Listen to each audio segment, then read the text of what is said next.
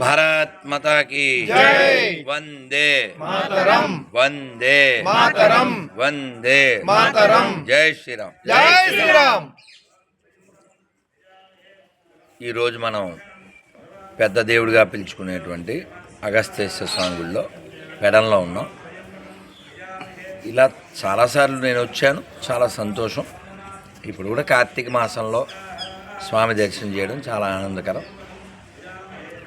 మన దేవాలయాలు మన దేశానికి, మన ధర్మానికి, మన సంస్కృతికి, మన సాంప్రదాయానికి పట్టుకొమ్మలు.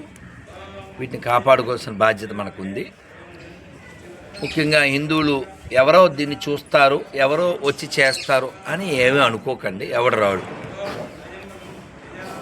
ఓ పాకిస్తాన్ ఎందుకు పుట్టింది, ఓ బంగ్లాదేశ్ ఎందుకు పుట్టింది? హిందువులు తగ్గిపోయారు కాబట్టి పుట్టింది. ఎవడో వచ్చి నీ గుండె రక్షించడం.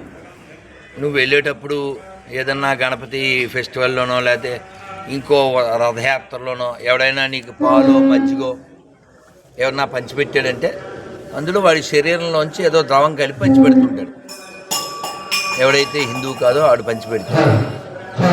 మనం తినే పదార్థంలోనే వారు కలపకూడదు కలుపుతున్నప్పుడు మనంతా వాళ్ళు కలిపి ఉంచుతారు అనేటువంటిది పచ్చాబద్ధం. ముఖ్యంగా మన దేవాలయాలు నాశనం చేస్తేనే వాళ్ళ మతం అనేది ఉంటుందనేది వాళ్ళ ఉద్దేశం. కాబట్టి దేవాలయంలోకి ముఖ్యంగా ఏ దేవాలయమైనా, ఆ శ్రీశైలమైనా, తిరుమలైనా, పెడనైనా, కనకదుర్గమ్మ, విజయవాడ అయినా, సింహాచలమైనా హిందువులే పనిచేయాలి. పనిచేయడానికి వచ్చేవాళ్ళు కూడా హిందువులే అయి ఉండాలి. ఎవరికంటే వాడిని పంపిస్తే వాడు రెక్కి నిర్వహిస్తాడు. ఢిల్లీలో ఏమైందో లేకపోతే గల్లీలో అదే అవుతుంది. కాబట్టి ఎవరన్నా సెక్యులర్ దరిద్రులు ఉంటే దేవాదాయ శాఖలో కానీ, గుళ్ళల్లో కానీ, ఇళ్లల్లో కానీ సముద్రం దగ్గర ఉంది, వాడుకోండి. ఎందుకంటే మీరు ఎవరినైతే భయ్యా అనుకుంటున్నారో వాళ్ళ మతాల్లో సెక్యులరిజానికి తావు లేదు. మనకెందుకు ఆ దరిద్రం? మనం ఖచ్చితంగా గౌరవిద్దాం. ఖచ్చితంగా ఇతర మతస్థులను గౌరవిద్దాం. ఎప్పుడు? వాళ్ళు కూడా మన గౌరవిస్తే కదా. ఎంత గౌరవిద్దాం? వాళ్ళు ఎంత గౌరవిస్తే అంత గౌరవిద్దాం.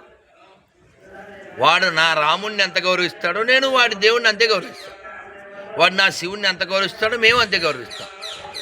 కాబట్టి వారి మలమూత్రాలు తాగే దరిద్రులు ఎవరైనా ఈ గుళ్ళో ఉంటే చచ్చిపోండి ప్లీజ్.